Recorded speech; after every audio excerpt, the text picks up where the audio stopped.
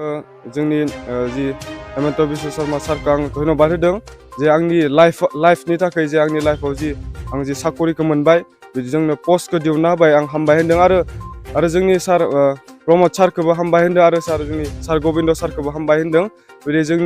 जोंनि थाखाय बेबायदि पस्टखौ दिहुनना होनायखाय आंनि लाइफखौ बनायना होनायखाय आं बिथांमोनखौ धन्यबाद होदों। बे समावहाय साख्रि लानाय समाव माबा मोनसे रांखावरिफोरनि हामबाय होनदों जोंनि बेबायदि बिजेपि सरकारखौ आरो UPPL सरकारखौ जेबो रांनि जेबो करपसन जायाखै जों गावनि खस्थ' खालामबानो जों मोनगोन मानोना दानिया जेबो रांनि करपसन गैया बेनिखायनो दानि सरकार UPPL आरो BJP दोलोखौ आं हामबाय होनदों। बे समावहाय नोंनि जिथु उन्दै गथ'फोर दं लाइमोनफोर दङ बिथांमोनखौ मा होननानै थुलुंगा होगोन? आं बेखौनो थुलुंगा होगोन जे नोंथांमोना खस्थ' खालाम जि पुलिसल' नङा नोंथाङा जि थांखि दोङो जि मा दोङो नोंथाङा खस्थ' खालाम जोंनि सरकाराबो नोंथांमोननि थाखाय नायबाय थादों दानि जुगाव जेबो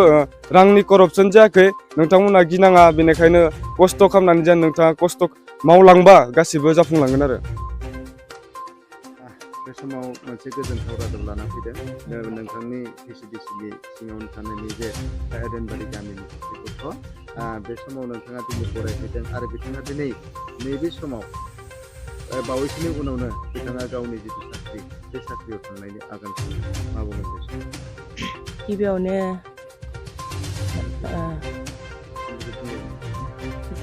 आङो साबायखर होयो गोजोनथाव बाथ्रा मानो होनब्ला दिनै जों UPPL सरकार सालायनाया बोसोरनै जालांबाय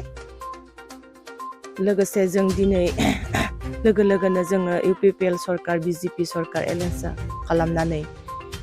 2 बोसोरनि उनावनो जों दिनै गोमोथाव आरो सोमोनांथाव जों खामानिखौ जों मावनो हादों जिहेतु जोङो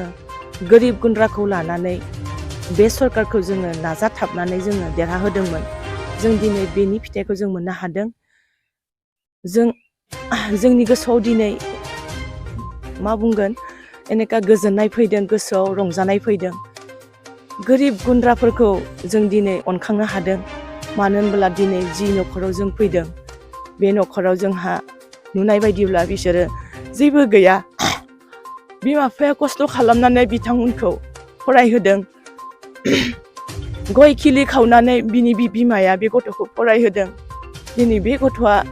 बिमा बिफाखौ मान होनानै जोंनि सरकारखौ मान होनानै गावनि नाजानायनि गेजेरजों दिनै जोंनि बे भरला VCDCआव बेबायदि गोमोथाव आरो गोजोनथाव रादाबखौ लाबोदों बेयावखाय आङो बे गथ'नि सायाव रोजा रोजा साबायखर होनाय थाबाय लोगोसे जोंनि बे दैदेनगिरि मानगोनां हेमन्त बिश्व शर्मा आरो जोंनि UPPLनि मानगोनां प्रमद बर' बिथां लोगोसे जोंनि सार मानगोनां गबिन्द सार बिथांमोना दिनै खोथायाव जेरै बुंदोंमोन जों कारापसनखौ जोङो नागारनानै जों थाइसेबो जोङो रां रुफा लायालासेनो गोरिब गुन्द्रा बा